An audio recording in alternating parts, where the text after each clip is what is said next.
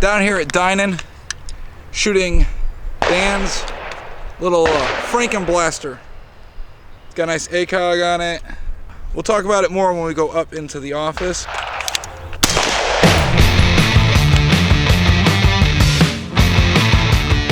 Hey everyone, welcome back to the channel. I'm Todd with Blue Trail Range, and today we are going to take a look at what I have deemed as the Frankin-Blaster. Beard's all messed up from outside. Now this right here is a pre-ban AR in the state of Connecticut. It is perfectly legal, incredibly expensive, but it is still a pre-ban. So, didn't have a lot of rounds since it is chambered in 300 Blackout. We haven't seen those rounds in the shop in a long time. So I borrowed 20 rounds and went out, zeroed it real quick, and that took about half the rounds just because the optic was off on another rifle. So putting it back on this, had to re-zero everything. So as always, we are going to go from tip to butt. As Grand Thumb says, it's the Navy way. Alright, so we'll start with the very front end. We have a Silencer Co. flash hider. It's real nice. Yes, you can own cans here in the state of Connecticut. They are just incredibly hard to get. They take forever. Alright, we have an 18-inch barrel, chrome lined, standard.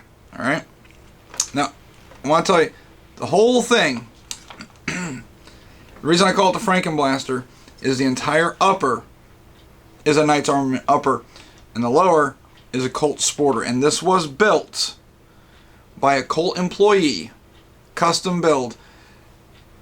The way it is, it's almost like the upper was designed for the lower. They hook together beautifully. Alright, so moving on. We have the URX3 M-Lock handguard, which is pretty standard for all Knight's Armament Uppers.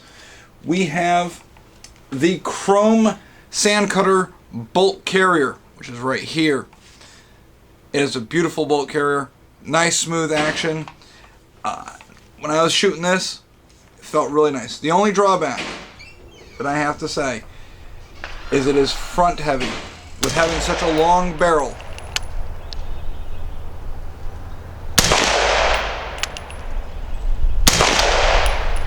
for the record, having such a long upper on this thing, yeah, it gets a little heavy.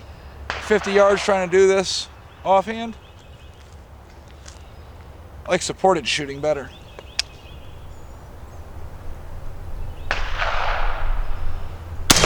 For having such a long barrel on this package, it intends to be a little front heavy.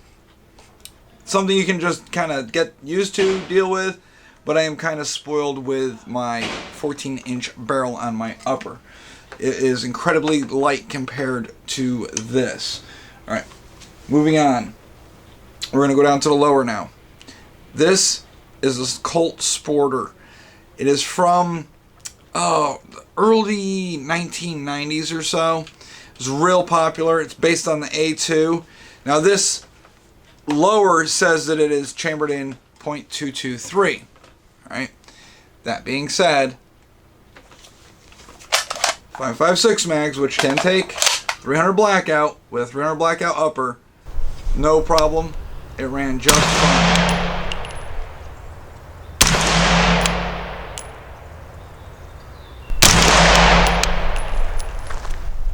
Now there is another upper that goes along with this that turns, that'll take this down to a 5.56, but this one is chambered in 300.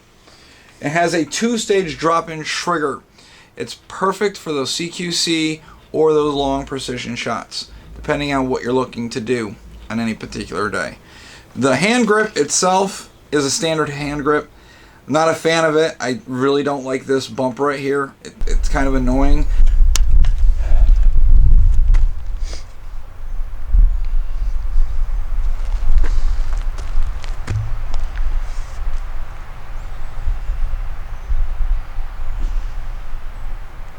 fighting a sneeze.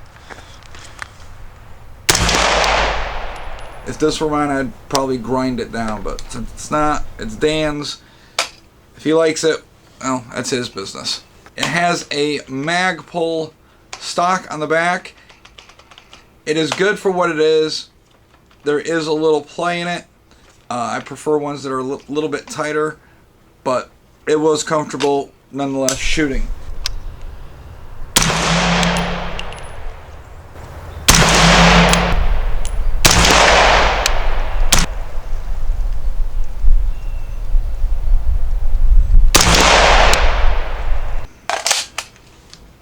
Let's talk about the Optic. Dan chose to run the Trijicon TA33 ACOG, or you might have heard of it as called a RCO, or a Rifle Combat Optic. So this one is 3x30. Once we put it on, I got it zeroed. No problems whatsoever. It's not ideal for home defense, having a longer barrel, but I don't think he's set this up for that. This is more for having fun at the range, maybe some precision shots at distance, but it's definitely not designed or built for close quarters, clearing your home, things of that nature. Alright, now I wanted to show you the two-stage trigger on it. Okay, as you can see, completely empty, nothing. Now the charging handle itself is a standard charging handle. It's not one of the nice Knights Armament charging handles, so you might have to upgrade to that, but for what it is not bad. Alright, so we know that it's empty, so we're going to flick that safety down. We're going to pull the trigger. One thing you'll notice on the two-stage trigger, there is no uptake. It is right on the wall, right off the bat. There is no squishiness. That's one of the first things I had noticed. There you go. That's probably around 8 pounds or so. It's pretty stiff. Now let's check that reset. Not bad, not bad. All right, we'll do it again. Yep.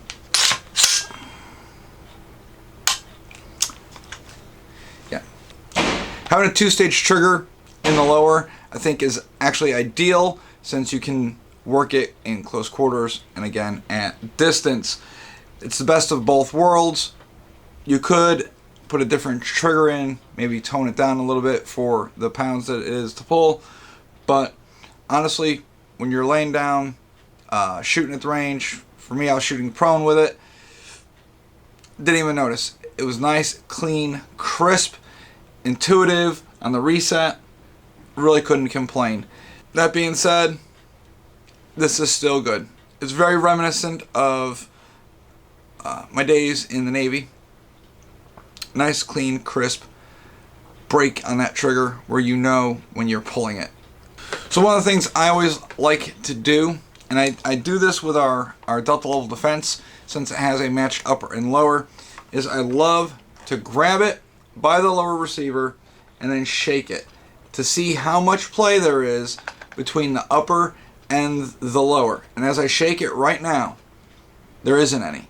That's why I'm saying it's almost like it's a match set, even though I know it's not, because this is a Knights Armament Upper on a Colt Sporter Lower. It's almost as if it were designed. Handed to the quality and the capability of that Colt employee that custom built this, and then for some reason decided to put it up for consignment at one of the local gun stores, and Dan was able to pick it up for a really good price.